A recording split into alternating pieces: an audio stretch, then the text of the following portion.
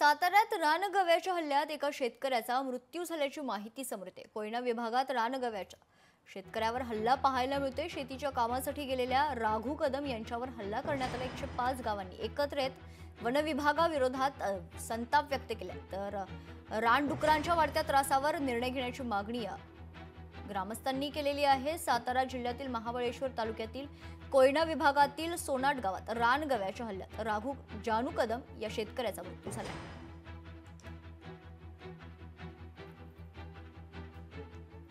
इथल्या वन्य प्राण्यांचा वावर एवढ्या मोठ्या स्वरूपात झाला आहे की त्यामुळे इकडे शेतीकडनं दुरापस्त झालेलं आहे। इकडे रोजगाराची किंवा उत्पन्नाची साधनं नसणारे लोक शेती हे प्रमुख उद्योग असताना सुद्धा इथलं स्थलांतर की या निव्वळ एकाच गोष्टीमुळे की वन्य प्राण्यांच्या त्रासामुळे रानगव्या आणि डुक्कर या दोन वन्य प्राण्यांच्या सततच्या त्रासामुळे इथल्या शेतकऱ्याने शेतीकडनं सोडली आहे आणि जो काही इथला उदरनिर्वाहाचं साधन करतोय तो अशा या घटनेमुळे इथून पुढच्या काळातही ती शेती बंद होण्याच्या दृष्टीने राहणार आहे।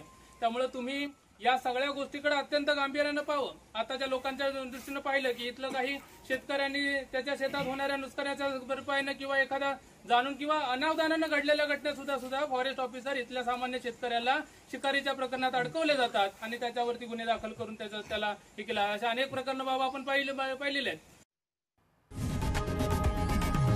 लोकशाही मराठी ऐका, पहा, जागरूक रहा।